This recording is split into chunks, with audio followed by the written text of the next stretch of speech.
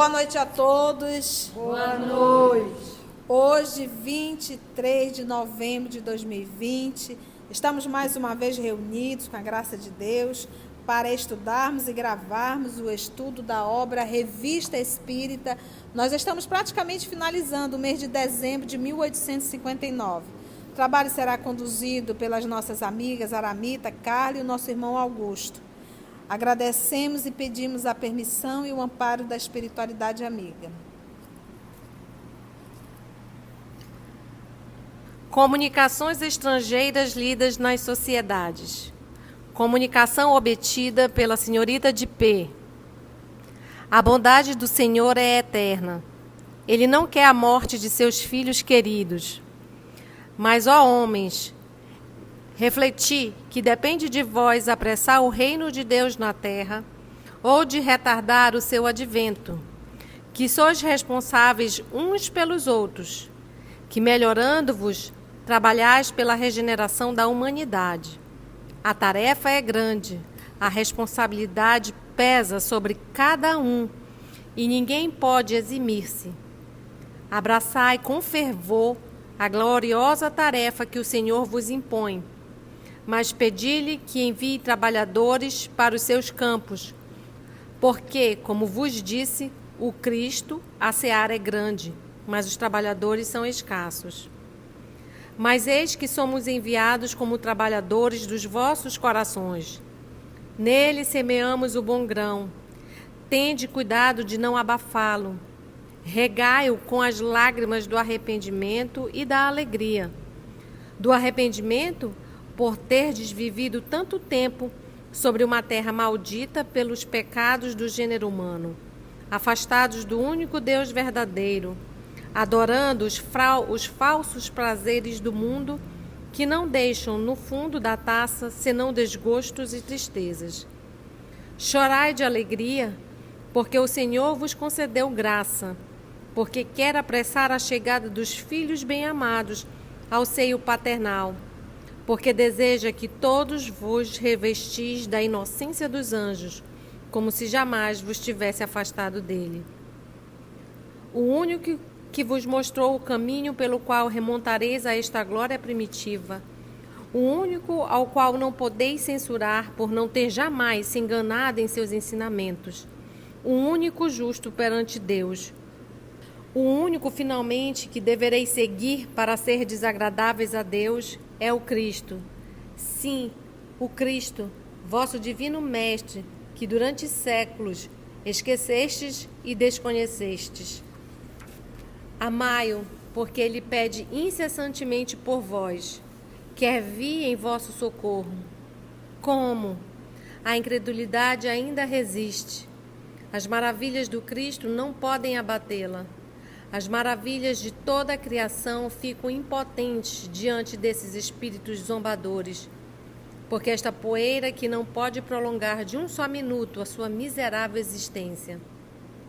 Esses sábios que imaginam serem os únicos a possuir todos os segredos da criação, não sabem de onde vêm nem para onde vão, e, no entanto, tudo negam, tudo desafiam. Porque conhecem algumas das leis mais vulgares do mundo material, pensam poder julgar o mundo imaterial, ou melhor, dizem que nada existe de imaterial, que tudo deve obedecer a essas mesmas leis materiais que chegaram a descobrir. Mas vós, cristãos, sabeis que não podeis negar a nossa intervenção, sem que ao mesmo tempo negueis o Cristo e negueis toda a Bíblia, porquanto não há uma única página em que não possais encontrar vestígios do mundo visível em relação com o mundo invisível. Dizei então, sois ou não sois cristãos? Rembrandt. O Rembrandt foi o pintor e gravador holandês. Nasceu em 15 de julho de 1606 e desencarnou em 4 de outubro de 1669, aos 63 anos. Ele é geralmente considerado um dos maiores nomes da história da arte europeia e um dos mais importantes da história holandesa. Só que em vida ele não teve sucesso nenhum. Ele sempre foi, ele morreu na miséria, ele tinha... E ele fala aqui, para a gente abraçar com fervor a tarefa que o Senhor nos impõe. A vida dele, enquanto encarnado, foi uma vida muito difícil. Ele tinha problemas psicológicos, ele morreu na miséria.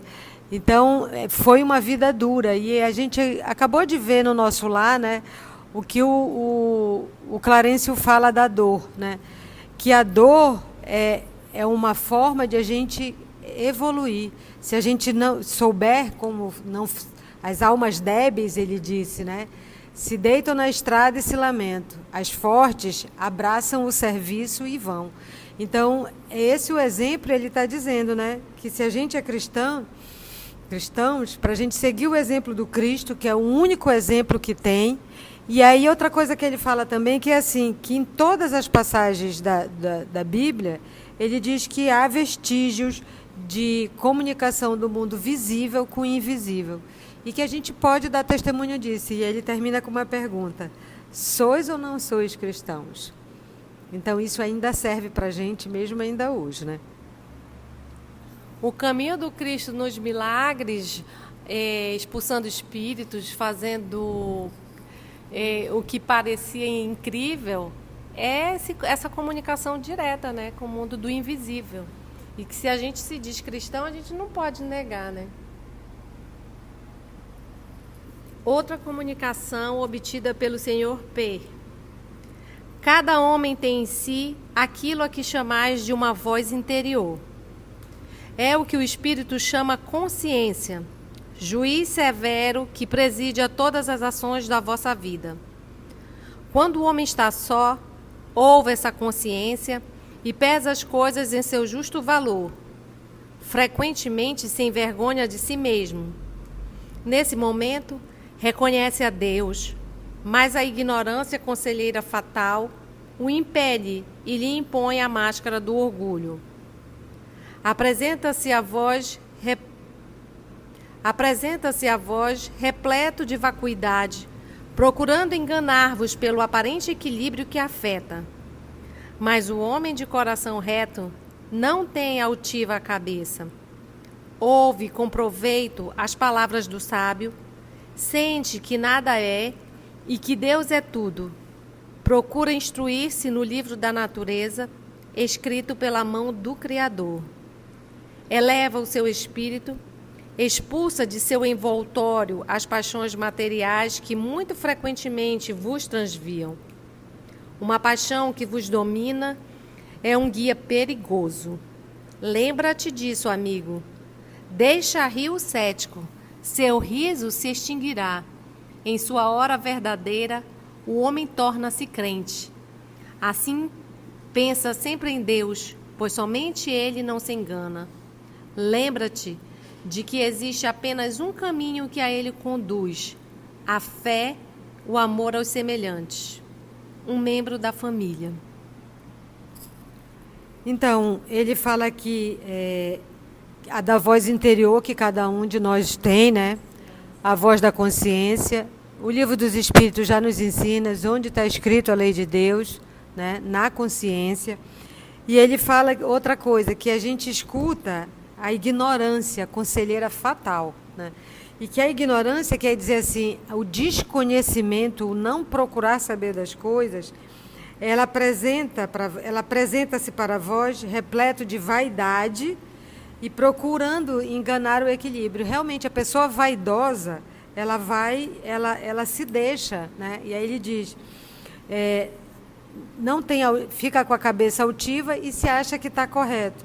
E ele diz que o homem de coração reto não tem a cabeça altiva e procura ouvir ou ver na natureza, procura saber os conselhos que a própria natureza manda, as lições, né, da natureza, que onde são as leis naturais, são as leis naturais, as leis de Deus, e vai se guiando por isso, não se deixa dominar pela paixão, porque geralmente por que a gente erra, né? A gente erra mais por ignorância, por desconhecer, do que realmente por maldade. Então, é nesse sentido que ele diz, e o caminho que conduz a Deus, ele fala, a fé e o amor ao semelhante. Um antigo carreteiro. Carreteiro é a pessoa que transporta produtos, mantimentos e artigos variados. Pode ser caminhoneiro também. O excelente médio, Sr. V, é um rapaz que geralmente se distingue pela pureza de suas relações com o mundo espírita. Todavia, desde que ocupa o cômodo em que atualmente reside, um espírito inferior interfere em suas comunicações, intrometendo-se até mesmo em seus trabalhos pessoais. Achando-se uma noite, 6 de setembro de 1859, em casa do Sr. Allan Kardec, com quem devia trabalhar, foi importunado por aquele espírito que lhe fazia traçar coisas incoerentes ou o impedia de escrever.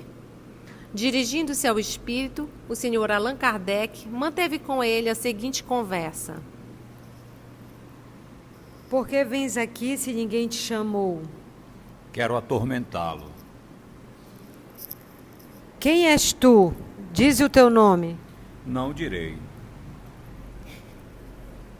Qual o teu objetivo, intrometendo-se naquilo que não te diz respeito? Isso não te traz nenhum proveito. Não, mas o impeço de ter boas comunicações e sei que isto o magoa bastante. És um espírito mau, pois te alegras em fazer o mal. Em nome de Deus, eu te intimo a que te retires e nos deixes trabalhar em paz. Pensas amedrontar-me com esse vozeirão? Se não é de mim que tens medo, por certo terás de Deus, em nome do qual te falo, e que bem poderá fazer com que te arrependas de tua maldade.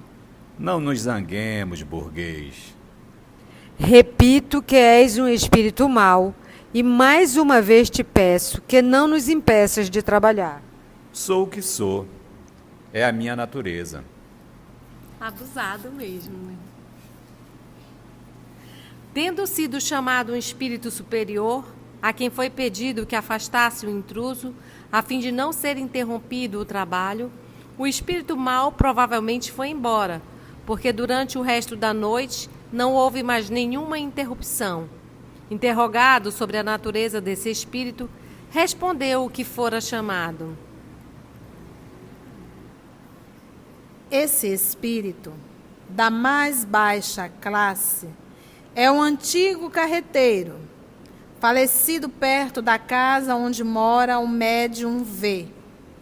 Escolheu para domicílio o próprio quarto do médium, e há muito tempo é ele que o obsidia e o atormenta continuamente. Agora, que sabe que o médium deve deixar o alojamento por ordem dos espíritos superiores, atormenta-o mais que nunca. É ainda uma prova de que o médium não escreve o seu próprio pensamento. Vês, assim, que há boas coisas, mesmo nas mais desagradáveis aventuras da vida. Deus revela seu poder por todos os meios possíveis. É interessante para a gente saber que, assim, tudo tem um propósito. Nada está solta. Até se o espírito, como a gente viu, né, nos ruídos, nas pancadas, que a gente sabe que são espíritos inferiores, se manifesta, é com a permissão de Deus. O barco não está sem comandante. Quando vivo, qual era o caráter desse homem? Tudo que mais se aproximava do animal. Creio que seus cavalos tinham mais inteligência e sentimento do que ele. Então, você vê uma resposta muito dura, né? Mas é isso que a gente tem que entender. Estar no corpo físico é estar vivendo a experiência orgânica de um organismo, de um corpo que ainda está muito próximo ao do animal. Qual é a diferença? Para pensar. Animal come? A gente também. Dorme? Faz sexo? Trabalha? Sim. Qual é a diferença? Quando tem, né, inteligência. Porque nós temos esse ponto a desenvolver, a inteligência, a razão, o raciocínio, mas pouco utilizamos. Tanto é que a gente é capaz de, quando tem fome, parar numa primeira barraquinha sem raciocinar a higiene do espaço, como aquilo foi feito. A gente só quer comer. Então, se você põe um prato de comida no canto da rua, para um animal, ele não raciocina. Se ele tiver fome, ele vai comer. E quantos não fazem da mesma forma? Eu estou falando de uma forma bem simplória para a gente entender. Que nós temos, mas não utilizamos. Então, aqui, ele está fazendo essa comparação. Ou seja, por que ele coloca o cavalo, que ele diz assim...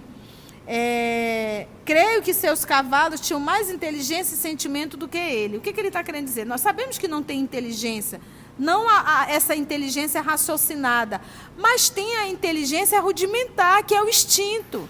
Então, quantas vezes um animal tem atitude nobre que nós humanos não temos? Por quê? Porque o animal ele é conduzido pelo instinto, e o instinto é uma inteligência dada por Deus, não falha. E nós, com a nossa inteligência, a nossa razão para refletir, comemos o prato de comida que está no canto da rua, sem termos raciocinado na condição daquilo ali. Então, quantos movimentos nós fazemos em nossa vida sem raciocinar os prejuízos? Vamos falar do sexo. Quantas pessoas contaminadas do vírus HIV ou qualquer doença sexualmente transmissível, porque ele não raciocinou, ela não raciocinou. Quantas obesidades, porque a gente não raciocina ao comer. Quantas dívidas nós fazemos, porque nós não raciocinamos ao comprar. Então, por aí se vai. Então, temos a função? Temos. A utilizamos? Quase sempre não. A gente só quer ser atendido e realizar os nossos desejos. É o caso do animal. Só que ele não pensa, ele é extinto. Ele está com fome, ele come. Ele acaba de comer, se deu sono, ele dorme. Ele não vai raciocinar, não vou dormir agora porque eu tenho isso para fazer, eu vou deixar isso. Não, ele não tem como fazer isso. Ele se submete. Ok, entendeu? Então, a palavra foi dura, foi. Mas ele está mostrando isso. Ele está mostrando isso. Como disse a mensagem anterior, ignorância, conselheira fatal. Por que meio pode o Senhor ver desembaraçar-se dele? Há dois. O meio espiritual, pedindo a Deus, e o meio material, deixando a casa onde está. Olha que interessante. Então, o que ele está dizendo aí? Desculpa, Mita e Carla, está interferindo. Mas o que ele está dizendo? Nós temos uma casa e um espírito se abolentou dentro daquela casa. E ele está cantando a música, daqui não saio, daqui ninguém me tira. Quem entrar eu atormento. Quem entrar eu atormento. Isso pode acontecer? Pode. Nós encarnados temos livre-arbítrio e os espíritos desencarnados também têm. É duas coisas, ou ele deixa a casa, e nós conhecemos casos assim. De casas que não tem quem consiga morar lá. Porque é um barulho, é um quebra-quebra, cai isso, cai aquilo, e todo mundo sai, não tem morador que fica.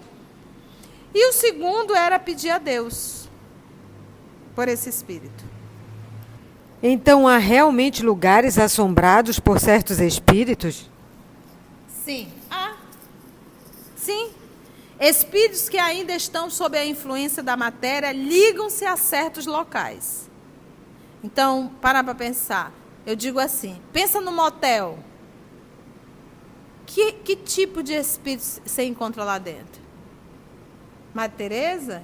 Irmã Dulce? Francisco de Assis? Espíritos ainda estão sob a influência da matéria, ligam-se a certos locais. Os espíritos que assombram certos lugares podem torná-los fatalmente funestos ou propícios para as pessoas que os habitam? Quem os poderia impedir? Mortos exercem sua influência como espíritos. Vivos exercem-na como homens. Alguém que não fosse médium, que jamais tivesse ouvido falar de espíritos, ou que neles não acreditasse, poderia sofrer essa influência e ser alvo dos vexames de tais entidades? Indubitavelmente. Isso acontece mais frequentemente do que pensais. E explica muitas coisas. É porque nós somos espíritas. Nós sabemos que os espíritos influenciam em nossa vida muito mais do que a gente imagina, mas no nosso cotidiano a gente esquece. No nosso cotidiano a gente esquece. Tia, como é que a gente faz? É só a gente estar atento aos nossos pensamentos. Só isso. É só não dar margem para que esses espíritos, esses nossos irmãos que comprazem-se no mal, entrem no nosso psiquismo e passem a nos dar ideias, porque eles dão ideias. Quem realiza somos nós. Só o que eles vão fazer? Eles vão aguçar, estimular o que já está dentro de nós. Então, se está dentro de nós, eles só estimulam. Eles só estimulam. Então, é isso que eu tenho que entender. Tia, como é que eu faço? Olha, não fica querendo saber se é teu ou se não é, mas fica sempre querendo saber se o pensamento é bom ou não é. Se o pensamento é bom, beleza. Se o pensamento é ruim, corta. Imediatamente. E se ele persistir, ora. Entendeu? E como o senhor era médio, atrapalhava nas comunicações, né? Ele interferia os discos. E até na casa do Kardec ele entrou, tá? Há algum fundamento na crença de que os espíritos frequentam de preferência as ruínas ou as casas abandonadas? Superstição. O que eles vão fazer lá? Não tem ninguém? Não, eles vão fazer em ruína. O grande lance é que as pessoas se autossugestionam muito. Quando eu vou a determinadas cidades, às vezes eu gosto de visitar as ruínas para conhecer um pouco a história. Aí entra o espírita fanático, me perdoe. Mas é aquele espírita que entra, aí diz, aqui os escravos viveram, né? Aí ele já diz, eu estou sentindo um mal-estar tão grande. Eu vi um espírito, às vezes não tem espírito nenhum. Se verdadeiramente é médium, o máximo que ele pode ver foi ter visto um quadro que está fixado naquele ambiente, porque o que aconteceu ali está plasmado no local. E ao entrar, a gente pode até sentir, mas só é quem procura acha. A pessoa já entra procurando, vai achar.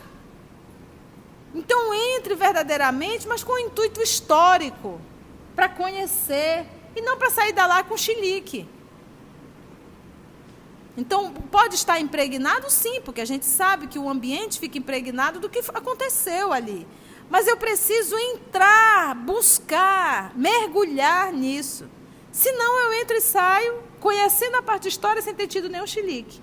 E muita coisa, gente, me perdoe, é chilique mesmo para chamar a atenção. Eu digo que é aquela criança que, para chamar a atenção da mãe, para tomar o Guaranabaré, começa a dizer que está passando mal.